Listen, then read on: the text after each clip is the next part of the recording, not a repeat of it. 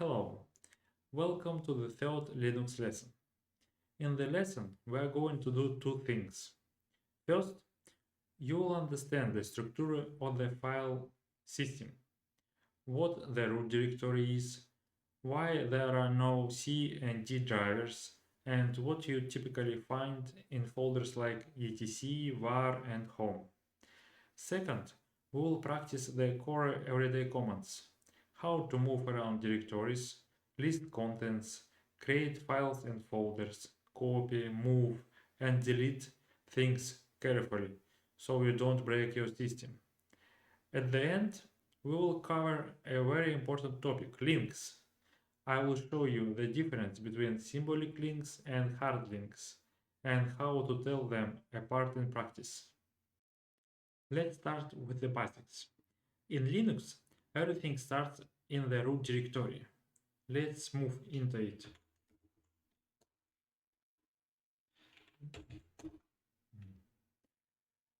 Think of it as the starting point of the file system. Everything else is inside it. All other folders branch out from here. Now the key question. Why are there no C or D drivers? Because Linux uses a single directory tree, and any disk or devices are mounted into a folder. This is called mounting. For example, a USB drive might appear under media, and a second disk might be mounted as mnt/data. For the system, these are just folders and paths. Remember this, in Linux, the most important thing is the path, not a drive letter. Now let's go through the key folder. I don't want you to memorize a table. I want you to think like this. If I need a config, it's probably in etc. If I need logs, it's probably in var/log. The folders, for example, bin, it's for essential commands. The system needs these to function. Tools like ls, cp, mv are often here. etc, where is this? It's for configuration files. Remember this one. When you configure SSH, networking, services, you will constantly come back to etc. USR, this. Programs and libraries installed by your package manager. Many common utilities live in USR/bin. Var, data that changes all the time, logs, caches, and some service data. The most famous one is var/log. Home, user home directories. Your project, documents, and personal settings live here. Temp, temporary files. The system often cleans it up automatically. A simple rule of thumb. etc is configuration, var is changing data, home is your personal files. Now I show you another interesting thing. Proc. There is another interesting directory, proc. There are not normal files on disk. It's how the kernel exposes system information. The system shows its state as if it were files. For example, that's CPU. See, it looks like we are reading a file, but we're actually reading live data from the kernel. And if you want, we can check memory information. Same way. Cat meminfo. You see? This is a very Linux idea. Even system information is often available as plain text through files. The next thing that often confuses beginners is path. Let's make it simple. An absolute path starts with a slash. It's always unambiguous. For example, come back to home directory, cd, what we have here, not a lot, cd,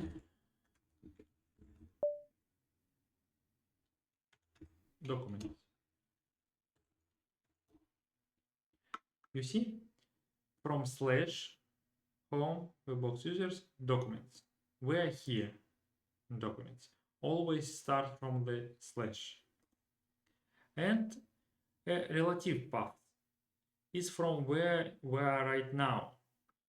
For example, we are now in directory documents. If we want, we don't have anything here.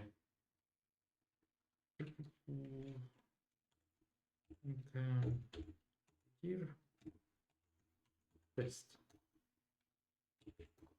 Yeah, that's better. For example, if we want to move to test, we need to use relative path. cd test.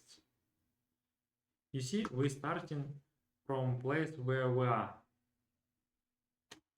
We're here. And if we want to check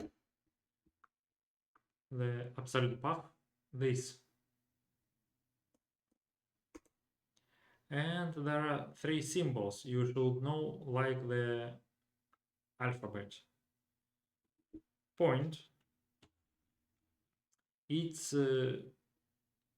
current directory. Double point, it's parent directory.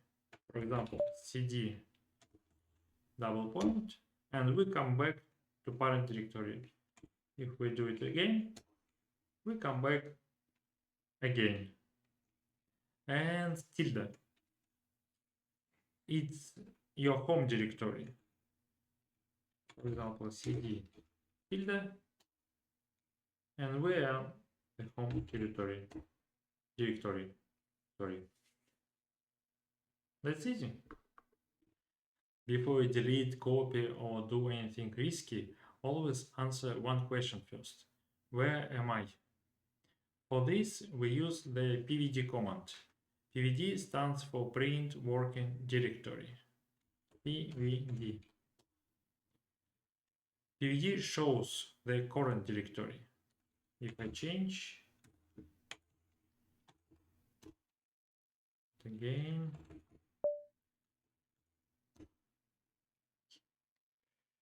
he always show me. To visualize the folder structure, we can use command tree.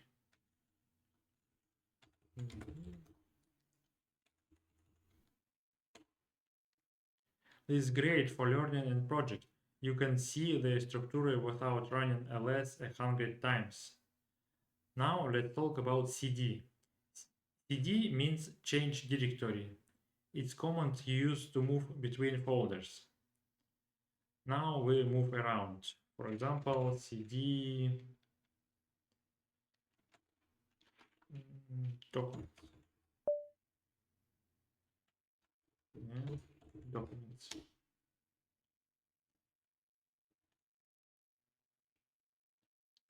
cd with no arguments, it takes your home.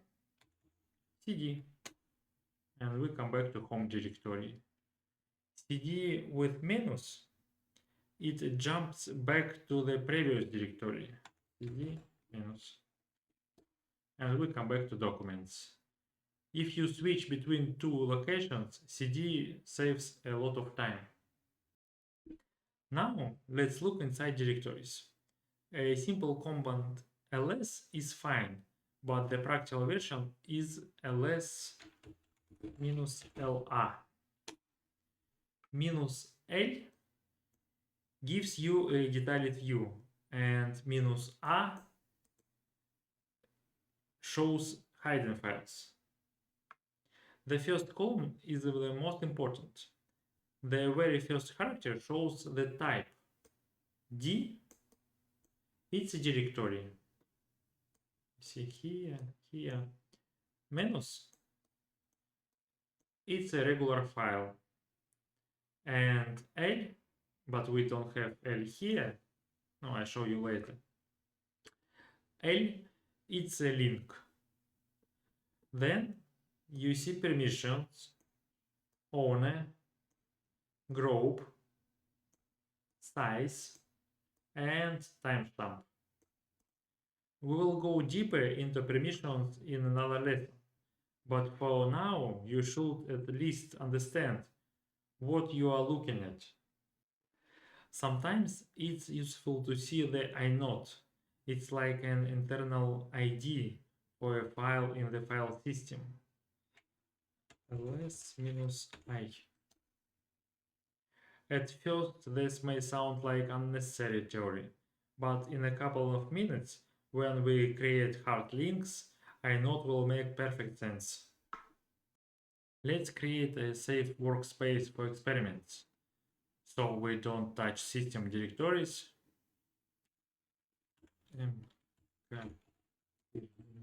mkdir projects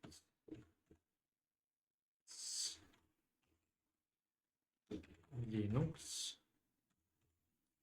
lesson on 3. Yep. mkdir-p means create the full path if it doesn't exist. Let's move cd project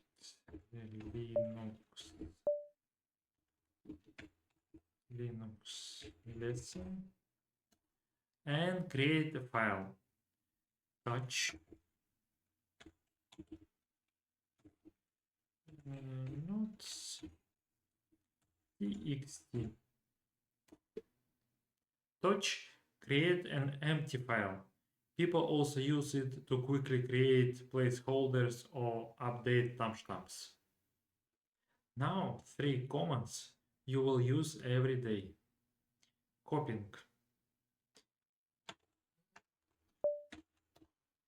We have one file, notes.txt. cp and new name. Notice copy. txt. You see, we have now 2 files. For directories, I'll show you. Yeah.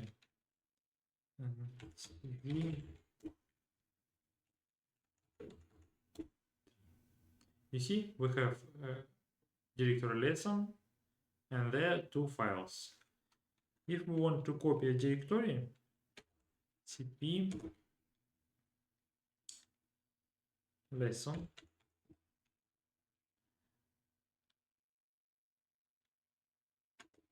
and name lesson 3 copy. P, I forget, -r. -r means recursive. It copies the whole directory. 3. You see, we have a copy of directory with all files. Moving mv. No, lesson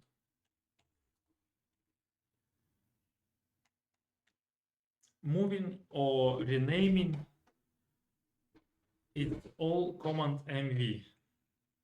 mv old name not copy and new name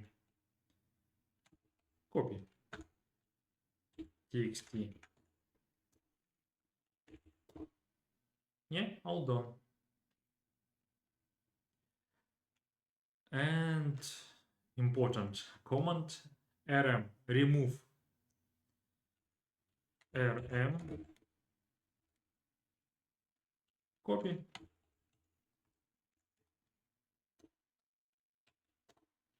No more copy. And there is the key rule. rm is not a recycle bin. If you delete something, it's often gone. Before you delete a directory recursively, do a quick safety check. Use command pvd, where am I, and command ls, what exactly I am deleting. You can make it a habit. If a command contains rm or sudo, stop for 1 second and read it twice. Sooner or later you will need to edit text files. Configs, notes, scripts, everything in Linux is basically text. On most systems you will meet the editor, Nano. Nano is the easiest to start with. It shows the key shortcuts right on the screen. Let's try to open our file. Nano notes. Hello world. If we want to change something. Hello everybody.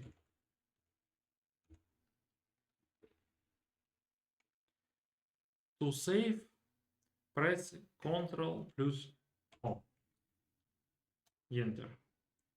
And to exit, Ctrl X. Let's check. Yeah, hello everybody is here. In Linux, you often need to read text files, configs and logs. For example, I have file history Linux. We can use command cut. Cut prints the whole file to the terminal. It's fine for small files. But for bigger files, use less.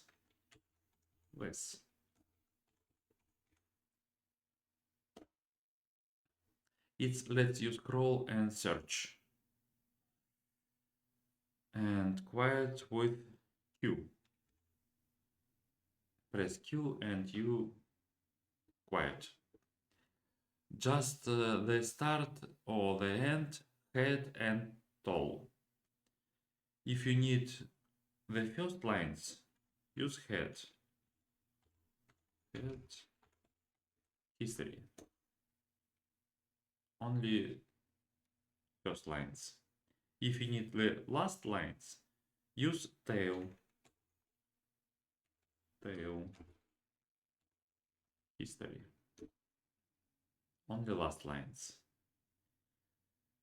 And when you want to watch a log in real time, use tail minus F. Let's try. Tail minus F. Var log sys log. Sudo. Sudo.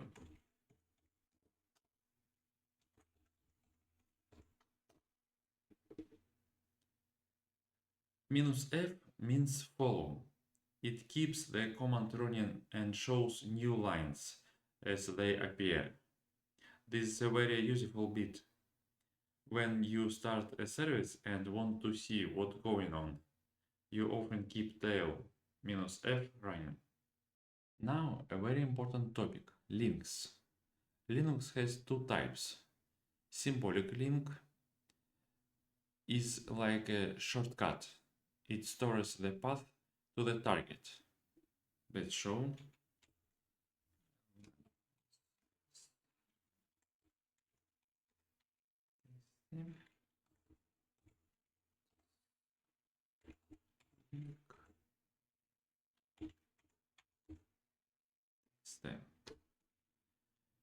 let's check it.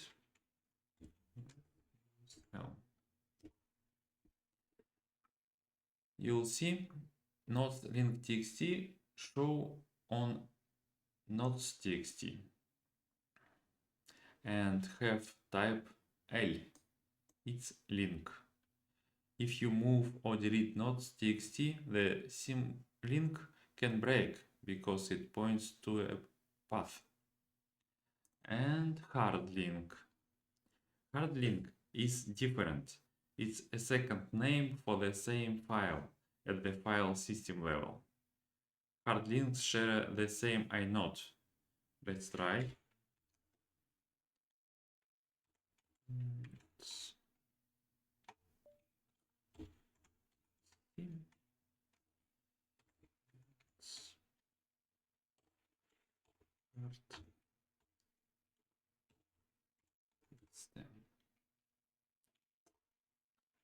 And let's check. Right. See the inode here and here. It's the same. That means node.txt and nodes hard.txt are two names for the same underlying file. If you delete one of them, the file still exists as long as at least one hard link remains. Usually you cannot create hard links across different file systems, and you normally don't hard link directories. But the main idea is what matters right now. Another thing that saves time is wildcards. Star matches any numbers of characters. Question mark matches exactly one character. Let's try. ls list files and the patterns is like a filter. It tells ls which names to show. ls and .txt.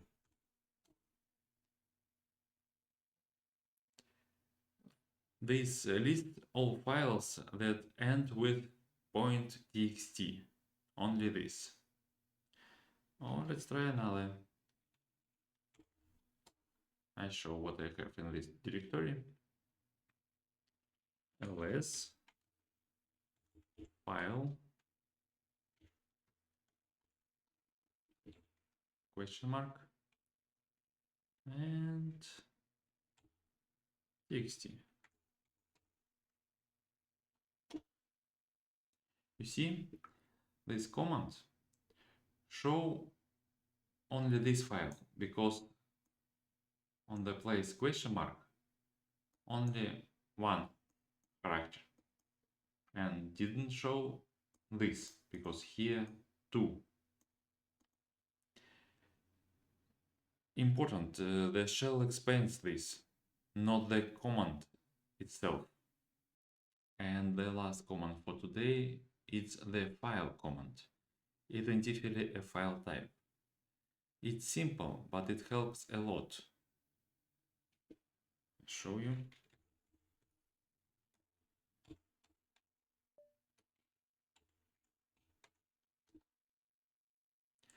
It tells you what the file really is: text, script, binary, archive, and so on. You see, this is text. Let's summarize.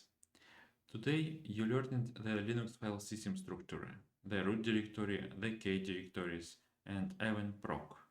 In practice, you learned how to navigate confidently, read ls-la, create, copy, move, and delete files, view file with less, watch logs with tail-f, and with the folder structure with tree.